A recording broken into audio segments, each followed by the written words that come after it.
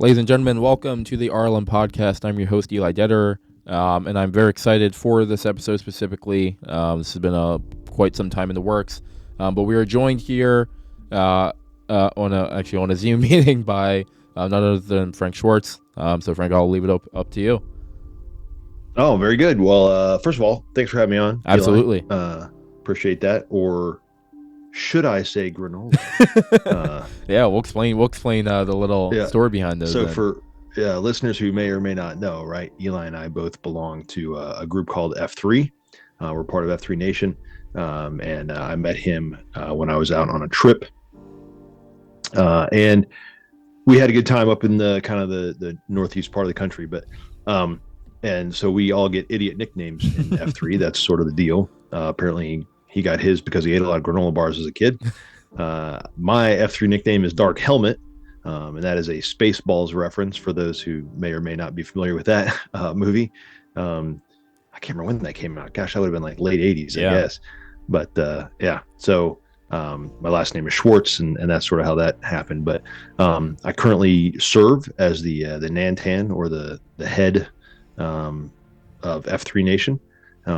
And I've been doing that since February. I've been involved with leadership with F3 for quite a long time, and I'm just excited to be here, man. Glad to chat with you today. Absolutely.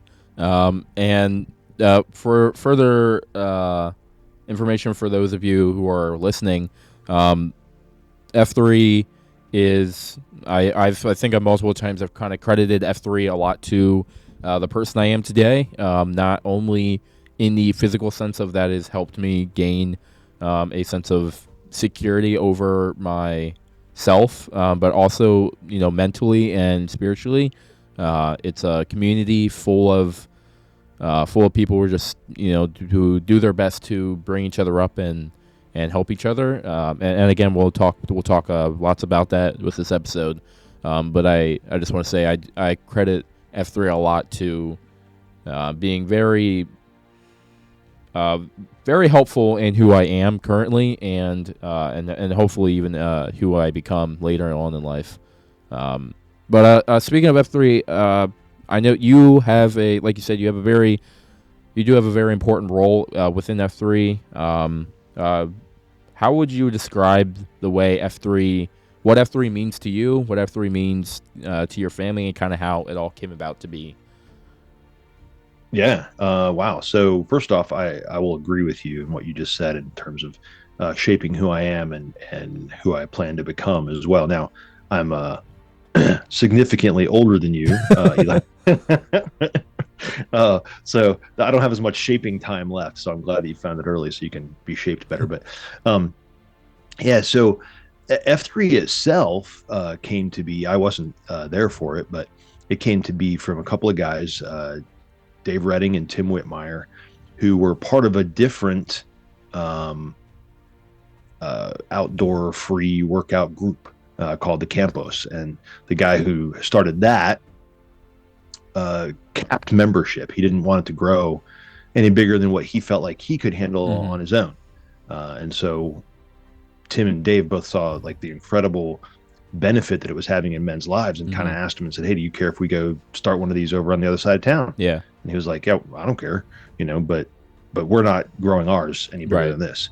And so, they were kind of like, well, who knows? Maybe guys will show up, maybe they won't. Right. So January 1st, 2011, they decided we'll give this thing a shot. And apparently somewhere in the neighborhood of 40 guys showed up to that first workout. Oh, wow. And they were like, "Oh crap, we got a problem."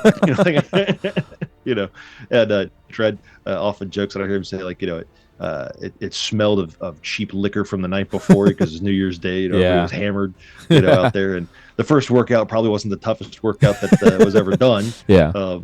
But yeah, that sort of happened, and it just kind of kept growing. And so they were like, "Man, we got to figure out how to break this thing up so that we can get more guys working out." Right. And at first, it really was just kind of a workout group. But the more that you brought men into community with one another, they recognized, hey, you know what? I haven't had friends like this since, who knows, high school, college, maybe, and then they start realizing, hey, you know what? Now that we're in a little better shape and we have a little more energy, we kind of, and we're, focused a little on others rather than ourselves, kind of feel like we want to make some impact in the community. And so after we kind of evolved over, a little bit of time right there at the beginning, It wasn't called F3 at first. And Tim and Dave spent a lot of time figuring out, what should we call this thing? What should we really make this thing into? And so on and so on, right? And so it just sort of grew from there. And now we're, roughly, it's all estimates, right? Because we don't really track things, and it's a free workout. We don't make you register when you show up, so it's it's tough to know exactly. Yeah. But somewhere, around the 70,000 mark, we think, throughout the U.S. and other places that the guys are working out. Yeah, I mean that right there, that's amazing. How something starts so almost satirical, right? Just like it's total accident, right? Right, and it's those accidents that end up making some of the most beautiful creations. And it really has. I think. I mean, even since I've joined, and even when I joined, I really knew nothing about it. To me, it was just a workout group that my dad was doing, and then he invited me to it. I went, I worked out. I felt terrible after the first one, and I was like, I guess I'll keep coming back. But I've noticed as I've gotten older and as I've been able to grow into the mindset where I'm able to recognize certain things, how connected it is and how wide and big it is. Like, to me, it was just a group that was, like, I didn't know. I thought it was just in Lancaster. I thought it was just that group of people. I thought it was just there. And it was like, no, there's people down in, like, North Carolina. There's people all over the place that are a part of this. And I was like, wow, like, that's powerful. Especially, I think, in a world like this where how many things can we really say is there's something that, so some people, it's just that little group. But then there is this other group here. There's a group 2 states away that are doing the same stuff. And you can bring it all together. You can communicate freely. Like, that is, I feel like that's very rare in our society currently to find a community like that. Yeah, no, I agree. I'm not aware of anything that even comes close. Right. And even if there's, if it does come close, it's a paid option typically. And I would say that even amongst the paid options, the community is not anywhere near the same, as far as the closeness. And, so one of the questions you kind of asked earlier too is like, what has it meant to me, and how has it kind of changed who I am? And, as it's evolved, and you hit on a really good point there, Eli, and that is that, the fact that we're connected to something bigger than ourselves, whether that's through the workout or whether you acknowledge some sort of, have some kind of faith in a God of some kind, right? As well, right? For me, I do, and I believe, Father, Son, Holy Ghost, that kind of thing, right? So I already had that kind of connection to what I would consider a higher power, but I did not have a good connection to other men who would help hold me accountable, who would help me push myself, who would, be there for me and give me the confidence, and also, was able to meet men who I consider, very powerful and important mentors. I've been able to, turn around and then mentor other men. And so, building that kind of network and community has been I mean, it's almost comical to try and figure out, guys all the time are like, I just don't know where I'd be without it. No, you don't have a very good imagination. I know exactly where I'd be, and it would be terrible. Right.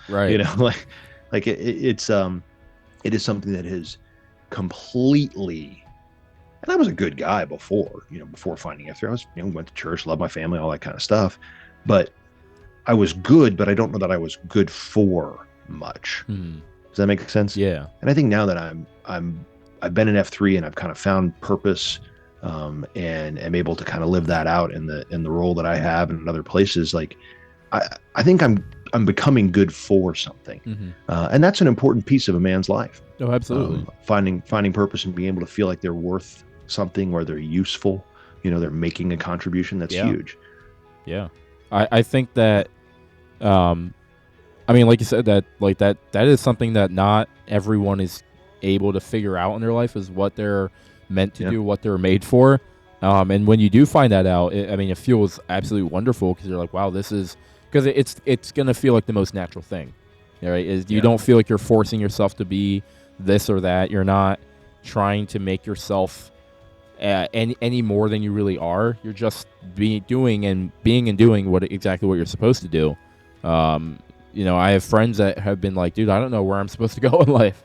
And I'm like, the honest truth is, you're not really ever going to know. You just kind of have to keep trying until you find that one thing that you're like, this feels whatever feels the most natural when you do it. That's how you know it's the right thing to do. Yeah. If you're not Yeah. feeling you have to strain yourself or whatever, that's when you found the thing that you're supposed to be doing at that moment. No, I'll agree with that. I think that the way that so Dave Redding, his F3 name is Dredd, which is an attorney, and so they initially named him Judge Dredd, and it also happens to be D Redding, D Red, right? So it kind of worked out as well. But and then eventually they dropped the Judge. He jokes because he doesn't have the temperament of a judge, so that's how it kind of just became Dredd. But Dredd is my mentor, and have spent a lot of time obviously with him. But one of the ways he says it is, once a man finds purpose, then it doesn't matter where he goes or what he's doing. He knows why he's there. And that is, to me, again, just kind of one of those things where it's like, man, what a beautiful way of looking at that. And for me anyway, a beautiful thing. I know why I've been put on this earth. I have a much better sense of who I am and why I'm here than I've ever had. Right. In the previous 40 years, before I found F3. Right. And now it doesn't matter if I'm at work. It doesn't matter if I'm at my kids' band competition. It doesn't matter where I am. I know exactly why I'm there. And I have the mindset and some skills and things that I've learned along the way through F3 that make me effective when I get there. Right. And you're right. There is nothing more freeing than that. Yeah. I mean, I think there's a lot of times that in the search to find what our purpose is and what we're made for, we often, I think it's good to try different things when you're searching for that. But at the same time, I mean, like you said, you go to these things and you already know why you're there. You already know what you're looking for. But when people go there and they don't know what they're looking for, they don't know really why they're there, and they just go, then it almost takes the value away from what they're doing. Because if you don't know if you don't have a clear idea of what you're looking for and why you're there, then what you're doing isn't effective, because you're not necessarily gaining anything. Even if the one thing that you needed is right there in front of you, if you don't recognize that, it's not going to be of any value. It's going to be something that if you just keep going, you're going to pass you right by. And then later on down the road, you're going to have to turn around and be like, oh my gosh, that's been staring me in the face this whole time, and I just didn't realize it.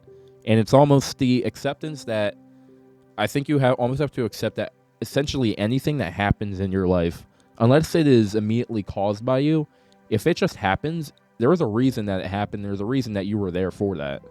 And usually that reason is because it's meant to lead you somewhere in life.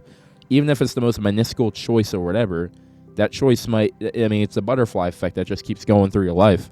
From point of contact to point of contact. And then it's just, I think some people have to recognize that it's not always going to be the aha moment that they're looking for.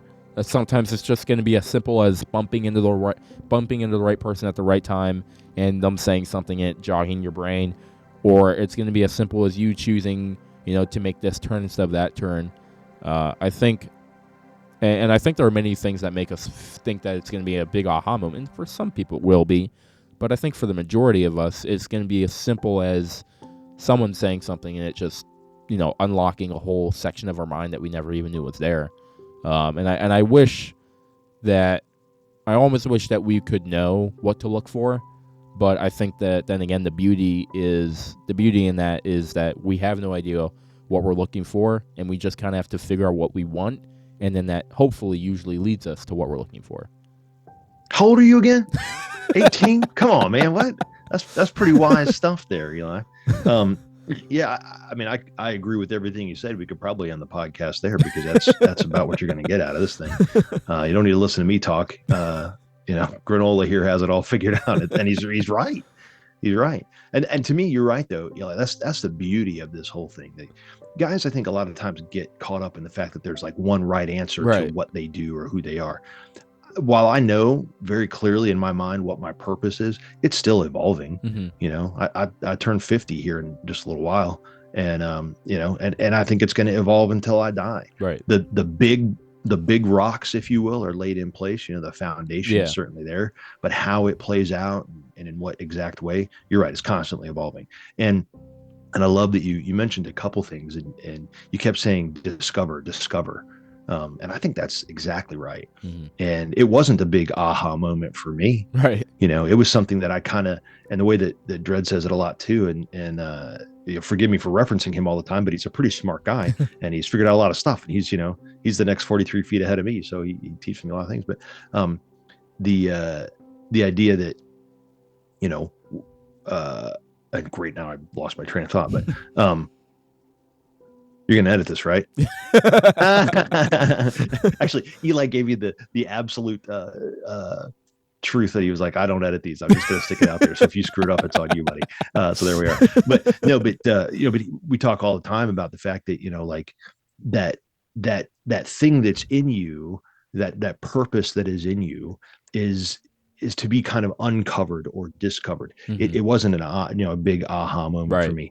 The way that Dredd says it, that I was trying to get to before, is once you finally admit it to yourself, is the way he says it. Mm. Like it's kind of always there, Right. and you kind of already know what it is. Yeah. But you maybe don't like that part of you. Like, I don't love certain things about my purpose, because part of your purpose is just truly, fully, and completely accepting who you are, Mm. how you're made, what your talents are, whether you like them or not. It's what you're good at, Right. and it's what you've been created for. And so the sooner you kind of accept that, and you kind of allow that to be what's true in your life, you actually find that you derive a lot more joy out of doing those Oh, things if you absolutely. just allow them to be. Look, maybe I wanted to be an incredible basketball player. I didn't. I have no coordination. It's terrible. Uh, but I have to admit to myself that's not what I am. Right. And so I can frustrate myself fighting against my actual purpose, trying to find this thing that I think is going to serve me, versus allowing myself to uncover, to discover, and to then finally admit to myself what God had for me Right. and why he put that in me. And as soon as I did that, I'm like, oh, well, my life just became infinitely easier. Right. Yeah. And I think even more so, it's, uh, I think it's even more that we sometimes don't like it when the thing that God's plan put in motion for us was not the thing that we wanted or that we were necessarily working towards. And then, Yeah. God opens up in the store and we're like, well, that's not what I wanted, Right. It's like, well, even though you try to go down this route, God led you right back. And it's not karma, but it's almost like I feel like there is no way of truly escaping what God has in store for you. And it's not as if God's trying to trap us, but it's God being No. like, you want to get from here to here, and the way you're going about it is not the worst way imaginable, but you could be infinitely more happy, like you said, infinitely more joyful doing it, infinitely more successful if you did it this way. And it's, Right. again, you said something at the end there about how it's important not to look at it as how it's going to benefit me, but I think it's important how it's going to benefit everyone else around you, and everyone that you come in contact with over the years or whatever. But I think if you look at life and you look at the way your life is leading specifically, if everything you're doing is only so that it benefits you and affects you in the positive manner, you're going to be very alone. You're going to be very lonely because there's no one who's going to want to stick by someone who only ever does something for himself, or who does something for someone else but out of the want of glory for themselves. You're only ever going to be happy if you're willing to share what you have and not necessarily give everything away, but be willing to be like, hey, I want to help other people more than I need all the glory and the money and whatever for myself. And I hope that's, I hope that's the life that I myself am leading, that I'm not, I try not to really ever look at any situation as to how is this going to benefit me, but how is what my actions are going to be in the situation going to benefit everyone else around me. Sure. Yeah. No, I love that. And I think that, to take it kind of one step further too, is benefiting others is good, and thinking of benefiting others is right, and certainly positive. And ultimately, though, if we take it kind of one step past that and go, well, am I serving the purpose? Meaning, am I serving God? Right. And if I'm doing that, then all that other stuff kind of comes with it, right? So I can do something that could be perceived as beneficial, to the person, but it may or may not be serving Right. God. Right. Right. And so, that's kind of that difference that we talk about a lot in F3 about the difference between happiness and joy. Mm. Right. You can seek happiness, and that's a temporary lift of mood or whatever it might be. But joy is an anchored feeling. It's a Right. thing that lasts. It's a thing that's eternal, and stays with you. And it's a state that we should always be seeking. Right. Is to have that contentment that then leads to joy. And the way that I think we do that is kind of like you're talking about, right? We focus on others. We focus on, what's going to make their lives better as it relates to serving, our God as well. Yeah. And Yeah. I think I agree. And I think that's almost, what you just said there is like where some people kind of want to over criticize other people and being like, oh, so you're not going to help this person, this person, this person because it doesn't serve your plan. And it's like, honestly, that just might not be something that I need to be putting myself in that situation. Even if it's something that you look at and you're like, wow, that is a sad situation. That is something I wish I could step in and help. Not always is it the situation that we need to insert ourselves into. Because quite honestly, there are just a lot of things that are going to happen. I mean, there are things that happen every single day that we pass by and we see, and we simply can't just walk in every situation because we don't know what necessarily all the details, and not always was that situation left there for us.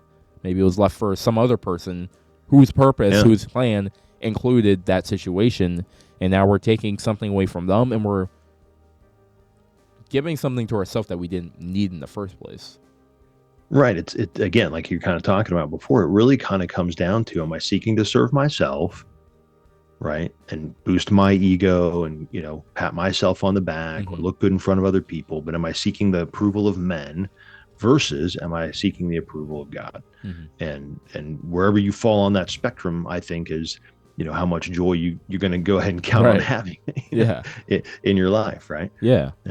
I think I honestly think that sometimes we're too unrealistic with what our plan for ourselves is. Some people, I think they go way too off of the extreme on either side of, some people are just too lazy to do anything, and that's on them. But some people are like, oh, I got to do everything. I need to put myself everywhere. And I think that's not what we're meant to do. I think if you're in a situation in your life where you can and you have the resources to put yourself and insert yourself and involve yourself in lots of different ways, absolutely go for it. Again, like you said, if it is serving God and it is serving the plan and the purpose more so than serving whatever needs or wants you have for yourself, then I think it's of value and of worth of doing. And that's when I'll highly encourage you to chase after whatever it is you're trying to fix and solve or whatever. But I do think that sometimes people go too extreme off of either side of doing too much or not doing enough, or trying to do just the minimum to get by. Sure. And I think that's something I struggled with for a really long time was, and even in the most simplest situations, was I either didn't want to do it at all, or I tried to do so much just to make myself look good, or I tried to do just the bare minimum to get by. And it took a really long time for me to find the balance between those three, of realizing that sometimes you're just not going to want to do something, but you have to, and that's where discipline comes in. Sometimes you're and doing the bare minimum is not, that's not impressive to anyone, really. It's not gonna. I don't really think that's gonna make you happy at all, right? Like I don't really think anyone really gets any joy out of just doing the bare minimum, and then doing too much. They might get some happiness from it, but they ain't gonna get joy from it, right? And then doing too much is just, that's like stringing yourself out there. Like it's just it's almost like you're trying to pull all the happiness or all the success from too many sources that none of them are going to fill you up enough, and none of them are going to help you move forward enough, and you're going to be left wondering, well, what's the next big fix I got to do? What's the next big thing I got to involve myself in so I can, so I can achieve whatever it is you're trying to achieve? But it's like, is there really a need to just do too much? And it's also, where is the limit of too much? Because it changes in certain situations too.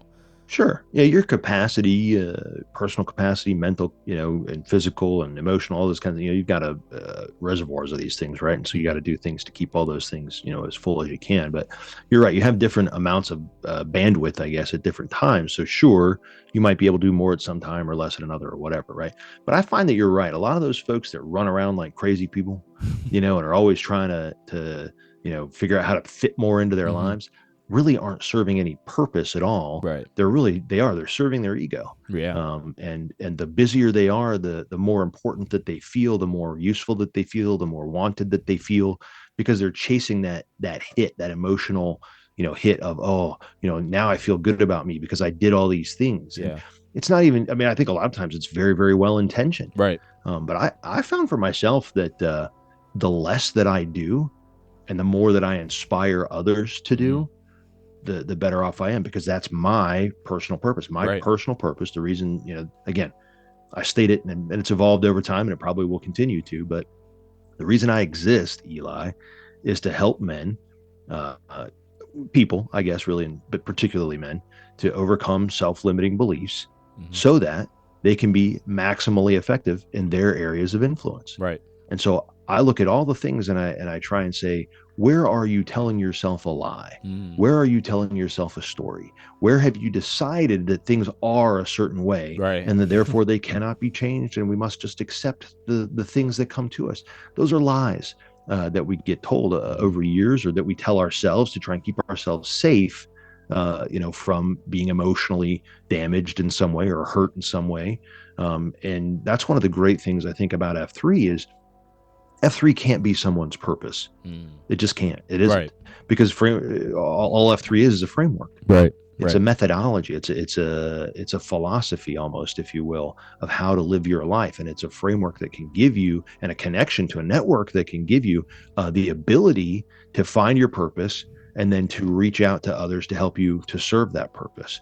And to me, the discipline that we learn, the mental discipline that we learn, the toughness that we develop both physically and mentally, and all of those kinds of things through doing all the different crazy idiot stuff that I know that you've done, I've done now, and we've done some next to each other. Yeah. Right?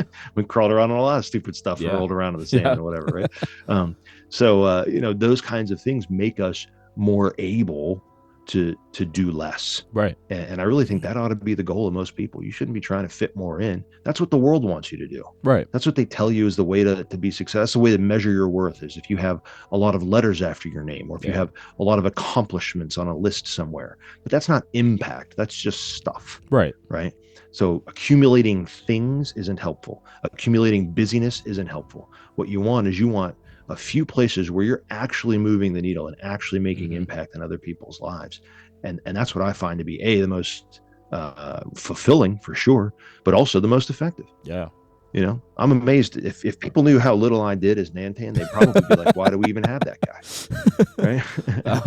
Right. As I like to say that impact is more important than contact. I think the more, I like that. Because and it's funny because, especially for people who know the type of person that I am, I love creating a network of people and connecting them together and stuff like that. But I truly do believe the impact that you make on people is way more important than the amount of contact you make. The impact that you can make on 2 people is way more important than the 300 people you meet at an event. Because it's so important that, and I think if you try to do the same thing for 300 people or whatever the number you want to put it at, you're not going to be able to get the same impact. You might get it once, you may get it twice, you may get it 3 times if you're lucky 4, but you're not going to get it more than that, and it's not going to have the same power to it that you would wish it would, because you're trying to stretch it too much, and also it's going to get stale. It's going to get repetitive. Yeah. And at the end, you start really all chipper and happy, and at the end you're going to be dragging your feet. And that's where, like you said, it's important not to try and stuff everything in your life, but to do less. And that can mean having to cut some stuff out of your life that's currently in it because it's taking up too much. Guarantee it does.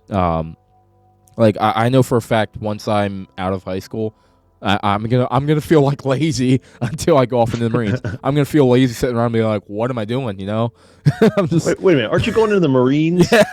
I don't think you're gonna be lazy. I think you're gonna be sitting around bored a lot. But like I feel like once I graduate high school, I'm just gonna be like, high school was something that caused me just to do a lot of stuff. Like I'm doing photography, I'm doing journalism with the school newspaper and stuff like that, and I'm involved here and there and stuff like that.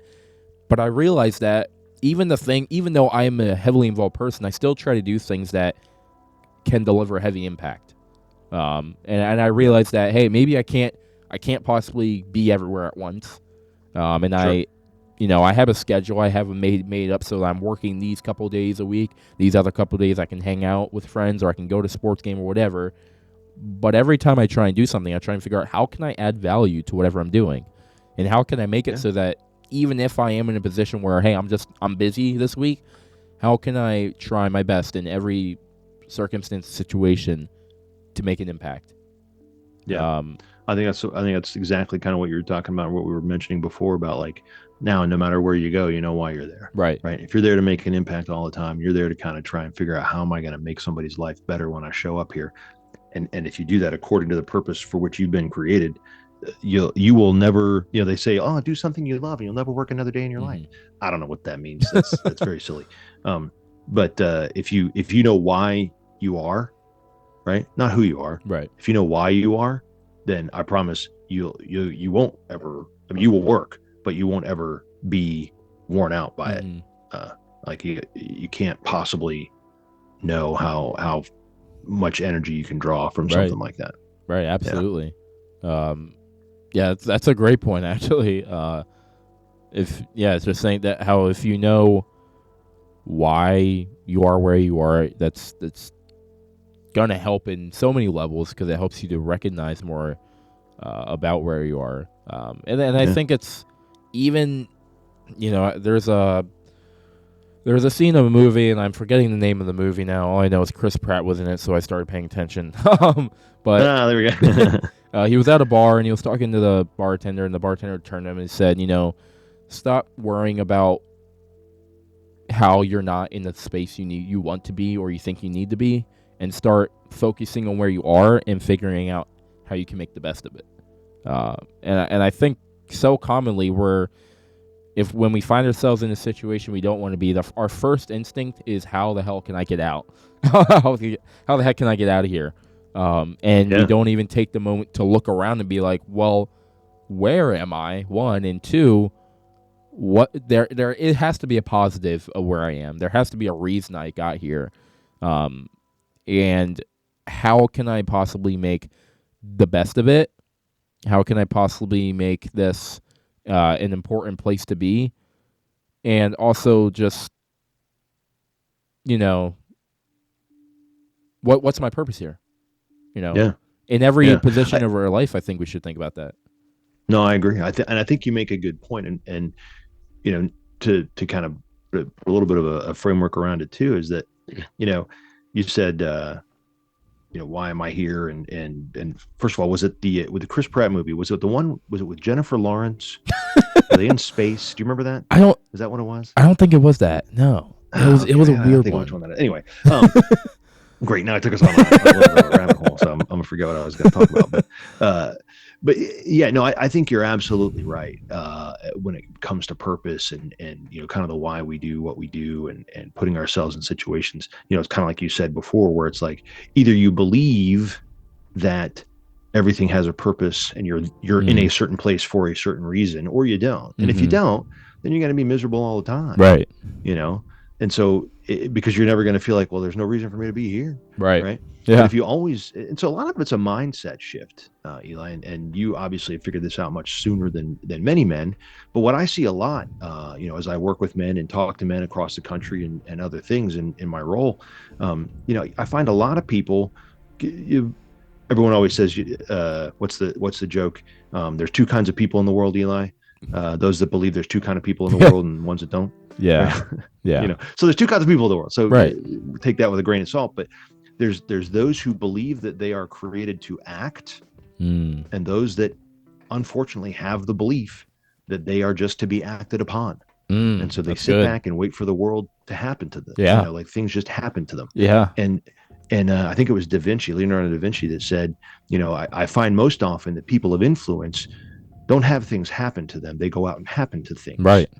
And that's really, it's a lot about whether you decide whether or not you're in charge of your destiny, whether you're in charge of your life, whether you're in charge of who you are, or if you're just a cog in the wheel. Yeah. You know, and just kind of, I guess, just whatever happens to me, and I just, oh shucks, you know, I don't know, I don't have a lot of control over things. And what men have to realize is that that's yet another lie that they've been told. Yeah. You are not here to just by accident have something happen to you. You don't exist on this planet to just take up space or to produce, you know, like a little battery in the factory. Mm-hmm. That's not your job. Yeah. Your role as a man is to lead. To lead your family first, right? Well, actually, I guess really first is to attempt to lead yourself. Yeah. You know, through good guardrails and men around you and things like that. But it's to get yourself right. Then after that is to lead your family. Yeah. And after you're doing that effectively, then you can start thinking about whether or not you want to reach out and lead in your community and other places and have other kinds of impact. But I can tell you this: no amount of success that you achieve in this world will compensate for failure in your home. It will not happen. Yeah. It is not possible. And so I think that's one thing that guys fail a lot to think about, is that A, they can be in charge. They don't need permission to do it either, right? B, it doesn't mean be a dictator, right, or anything like that. But what it means is that it's okay to be the leader that you've been called to be.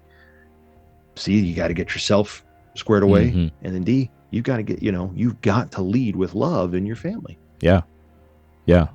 I mean, it's like we talked about at the second F event, where I actually didn't know who you were at all.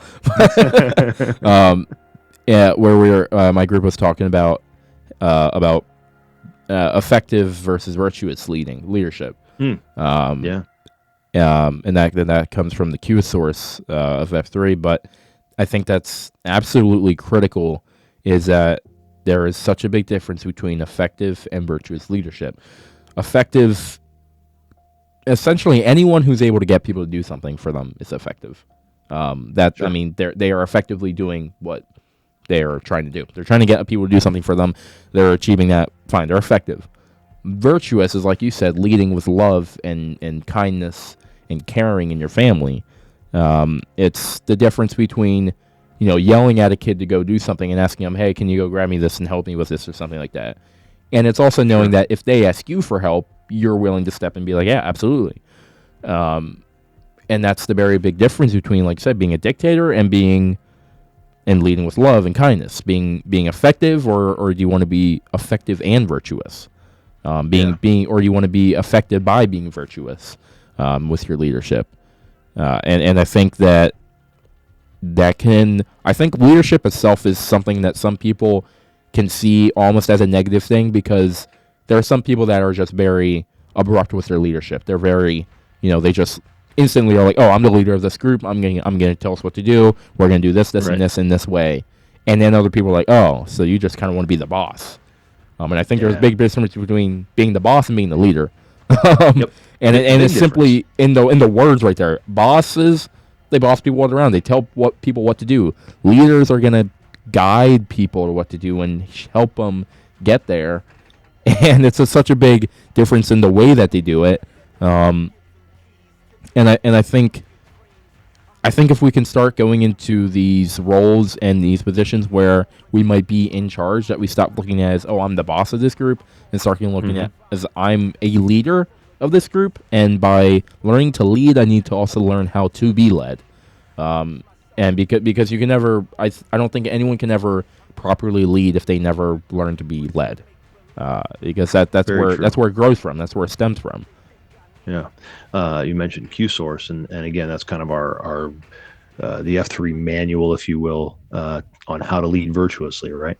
And one of the things that Dredd talks about in there and is written in there is that there are skills that are associated with leadership, and then there are virtues that are associated with leadership. And you can have all the skills and be very effective, as you mentioned, and that's fine. But if you don't have the virtues, then you end up being a dictator, right?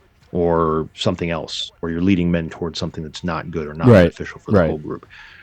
But if you have all the virtues of leadership without any of the effectiveness, any of the skills of leadership, then you're just a nice guy. Right. And that's not very helpful. No. We don't need that in the world. We need men who embody both things. They have both the skills and the virtues of leadership, because then that's when people will actually follow. And that's when you can lead in a way that you can leave legacy and that you can leave something behind that matters, that you actually make, as you say, impact versus contact. Yeah. You should put that on a t-shirt, bro. I think I might now. Impact versus contact. And then just be like, ask me about impact versus contact. And they'll be like, what does that mean? And then you can go into the whole thing, right? Oh, yeah. That's an idea right there. That was something like I just thought it was like imperfect contact. Oh, my God. But really, like, it's such... And impact versus contact works in, like you just said, in leadership. It's perfect. Are you going to be someone who tries to have so many people work for him that he's just because he wants to control? Or you can have somebody that might have a team of like 3 people. And it's the impact that those 3 people can cause to the society and through their community, but also to each other, rather than 300 people doing the same exact thing because that's all they ever were taught to do, and because their leader or their boss was too lazy to really allow them to grow and show them how they can grow within the company and within whatever group or society or whatever they're in. It's the size and the capacity and the numbers does not always mean effectiveness is going to follow. It does not, for sure. It does not ever guarantee that you're going to be great or good or effective at what you're doing. It just means you're just going to have more people who are doing it wrong. That's the more likely scenario. It does not guarantee success at all. Right. No, I mean, look at some of the big organizations of the world, right? I had clients and stuff who were, their organizations have 200,000 employees, right? And they're some of the most ineffective organizations that have ever existed. Yeah. You would think with that much human capital, you can get some really cool stuff done, but it ends up just being a big fat, blob of existence. So, yeah, it's kind of tough. Well, I tell you what, Eli, the Marines are going to have trouble with you. I don't know what they're going to do, man. They're going to have to. they're going to have to like sedate me or something like that, there, buddy. Yeah, they're not going to be too happy when I start spouting the philosophies of the word at them. They're like, wait a minute, what do you think you know, kid? It's a curse and a blessing at the same time, I think. No, it'll be a blessing. I hope I'm very fortunate that my life has led me where it has, and I think that I really hope that everyone, wherever they are, can find a group like F3, like whatever they're in. I hope they can find a group, or that they can create a group like F3, or they can join F3 and find F3 and find a home like that where they can find people that are just. I mean, they're some of the nicest guys I've ever met. They all. Yeah. One person is her. We all rise together and we pray and we care for them. We ask them, how can we help? And it's the most beautiful. It's the most beautiful thing of humanity that we can all come together like that and just be like, how can we provide our services and donate our services to help you? And none of us are doing it for our own glory. None of us are doing it because we want to seem like we're doing the right thing. We're doing that because it's what we want to be doing, It's one of those things where we don't feel forced to do it. We don't feel obligated to do it. We don't feel like, there's not a gun to our head telling us we have to do this. It's us being like, we want to help. And I think that's like a big divide in this world, is that some people feel like, they're forced to, if their friend is hurting or if whatever, they're forced to like be like, how can we make this better or whatever. I never feel forced to ask my friends how they're doing. That's like something I do on a daily basis. Ask them, check and be like, hey, part of who you are, right? And just be like, hey, how are you doing, man? Is there anything, if you ever need someone to talk to, I'm here. That's never something that I've ever felt obligated to do it.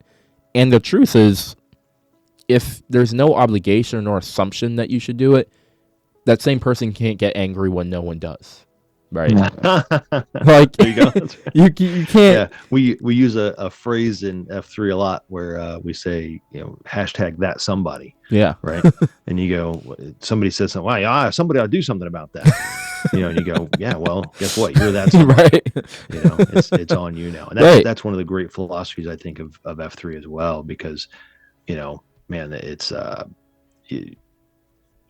all about individual initiative, personal responsibility. Mm-hmm. F3 is a maximum liberty seeking, organization. Mm-hmm. We want liberty for everyone. They have the freedom and the right to choose their fate and to live it out as best they can. And I think that's the most beautiful way to try and live your life, mm-hmm. according to the dictates of your own conscience and the belief that you have in whatever higher power that may be, and how you submit yourself to it, and then to serve the men and the people around you.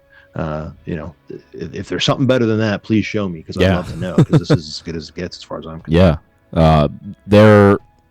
My dad actually introduced me to this foundation, the Travis Manion Foundation. And Travis Manion was mm-hmm. He's a retired Army veteran, and he had an unfortunate accident in which he did become an amputee, multiple limbs severed from his body. But one of the little motto and quote that he has for the foundation was, "If not me, then who?" Mm-hmm. And I think that applies on almost every level of our lives. If I'm not gonna step up and do it, I cannot then expect someone else to. If I'm not gonna be, like you said, that somebody who I'm complaining about isn't doing anything, how in the world am I gonna expect someone else who might not be able to take up this role and take up this position? And I think that if we all collectively step up, this world's gonna instantly become better. It's gonna instantly can't help it, right? Right. It's gonna instantly be benefited if we all say, "Hey, we're gonna step up and help. We're not gonna leave one person high and dry to do it all by themselves. If they want to step up and take charge, we'll let them, but we're gonna provide them the tools and the resources, and we're gonna give help. We're gonna see what we can help them with and what we can provide, and what we're gonna give them." There's no reason to, like I said, there's no reason to sit back and just let life enjoy it and let life go by us. Happen to you, yeah. Right. You don't want to let life happen to you. You want to be the thing that happens to other people. You said it perfectly. Yep. And if of course it was perfect. I stole it from someone smarter than me. That's how this works. Yeah. And if we, like I said, if we all join together and do it collectively, there is no limit to how good, it all could get. There's no limit to how powerful we could all become collectively, where that not one person is standing up in front of a room, in front of a bunch of people, telling them how it is. It's all those people are sitting around the table looking at each other and being like, all right, how are we have an issue, we have a object, we have a project we got to get done. How are we all going to help? And if we all did that, so many of the most common problems and issues would be not disappear, but solved quite easily, I would say. Mm-hmm. And we would not be sitting around scratching our heads wondering, well, how the heck did we end up here? Yeah. What? It's not about just kind of being intentional. Right. The last thing I want to be at the end of my life is wondering what went wrong that I ended up here of all places. Yeah. I want to be able to look up at a nice starry sky and be like, thank God I ended up here. Yep. I really think that we could easily limit the amount of regrets we have in our lives if we put in the work to be that person. And to make the impact that we make on people so much of a priority in our lives. I think that if we focus less on, like I said, I think again, people focus too much on how the world's going to view them depending on what they act on. If they say a certain thing, some people might not like that. And I'm kind of like, who cares at this point? I'm not at a point in my life where I care a whole heck of a lot how the rest of the world's gonna like me for doing this thing or not, whatnot.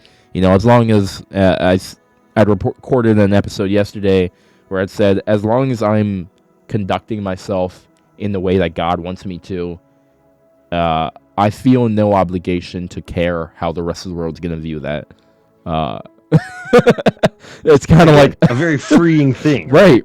It's like I'm doing what God is telling me to do. Therefore, I don't need your approval. I don't need you to say yes or no. I'm not gonna wait for your applause or your sighs or your of whoa, right, or anything else. Yeah. There's no need. If you feel and you know in your heart that you're doing what is right, then do it. There should be no reason you need to hesitate or look around to see who else is going to do it with you. I always like to say I'd rather do a mission alone. I'd rather do a project alone than have 3 or 4 other people who are just coming along for the glory. Even if those 4 people might be helpful, if they're there just for the glory, I don't want them. I don't need them a part of that. I can do it by myself if I'm the person who's going to be genuine about it. And that's not me saying I can get through life by myself. That's saying there are things I can do by myself that I don't need those people with me if they're not going to be sincere. Sure. Or maybe you could even, you might even be able to pull them in and throw your arm around them. Right. Tell them why you love them and help them understand that maybe your way is a little bit better way. Right. If you can articulate to to them those things, well, and then persuade them to come alongside you, then I see no reason not to try, and be like, hey, I think you'd be awesome. I'd really love you to help me, but realize maybe what you're expecting to happen is not what can happen in this situation. And there's a difference between saying my way is the right way and your way is the wrong way, and saying let's figure out how we can work together to figure this out and solve this issue and get the work done. Because I think at the end of the day, the most important thing is the job that needs to get done, is it getting done? And if it isn't, what's going wrong and where is that area of ineffectiveness coming in? And if you can find that and nip that problem at the bud, boom. I think that's when that's when you can sit back and relax and be like, I did what I needed to do. Yeah. No, I agree. I did a podcast for a long time, and one of the things we would say a lot at the end of it was, we go, it's a big problem we got, ahead of us to try and lead people and to help them and to love them and all that kind of stuff. But by golly, if it was easy, we wouldn't need leaders, right? Right. Absolutely. Yeah. That's the fact that we need leaders implies hopefully that it's not going to be easy. And I know that there are people who, there's some people who are like, oh well, I've never been able to find, or I've never had someone in my life who was willing to lead in that way, or who was willing to help me like that. And I feel bad for those people, I truly do. But at the same time, I almost have to wonder, I think in a lot of situations, it's when they find one or the first 2 or 3 people that they go to who aren't willing to be those people, they just back off and be like, well, no one's going to help. Yeah. And I think too early, right? And I think if you're not willing to look past, if you're not willing to ever look past the people that hurt you, you're never going to find the people that are going to help you. Man. Is that your other T-shirt you're gonna make now? You're gonna have to start a whole new podcast. Yeah. Things by Eli. Right? I just think I'm like, it took me so long to figure out that if I was never gonna look past my past, I was never gonna be able to get to the future. I was never gonna be able to focus on the present, because I was so stuck on what had happened and what had gone on that I wasn't even looking at what was happening. And I was like, how did I let all this go by me? Where'd all the time go? And I'm like, it didn't go anywhere. It's been right in front of me this whole time. I was just blinding myself to it and numbing myself to everything. And I was like, oh my gosh. Once you open your eyes, or like, it's like going from a theater to out into the bright afternoon. You're like, oh wow, and you just start to see everything you missed. And it's like, how I don't understand. I truly do not get how people are able to be okay with themselves missing their life. and going through the motions maybe, but not really living. You know, Sure. I always say, I'm like, just because your heart beating does not mean you are alive. Right. It does not mean There's you are living at all. That's number 3 on your T-shirt list. Yeah, it's just, I don't know, man. Good stuff. Yeah. Good stuff. I really appreciate you having me on, man. Absolutely, man. It was my pleasure. It's been a good chat. Yeah. And for all the people listening here, we haven't forgotten about you. F3 Nation is something that I hope that you all seriously look at. For all you fine gentlemen out there, I hope you seriously invest in it. You can simply search it up online, f3nation.com, and you will be able to find a connection to all of things related to F3. And you should be able to even find AOs near you. And you can just show up and work out. It's free. It's always outdoors. You don't have to pay anything. Just come ready to learn, ready to become a better version of yourself. And the people there will, welcome you with open arms. And you'll be able to say that you're a part of one of the best organizations on the planet. It's really something that will change your life. Again, if you allow it to, it will. But it really is something. I'll give a big amen to that. Yeah. That's a good one. That's true, right? Yeah. And I'm not just saying this because the Nantan is on this phone call right now. It really is something that I believe will change every single person's life who comes into contact with it. Again, you can search it up online, f3nation.com. Again, feel free to check out the other podcast that F3 kind of hosts and produces and supports. But also feel free to check out the RLM podcast on all your social media channels. Again, the big message I want that I think DarkHelmet here can agree on is the impact that you cause in the world. The positive impact, hopefully, is so significantly worth more than the amount of people that you know, the amount of friends that you have. Like I said, impact is more important than contact.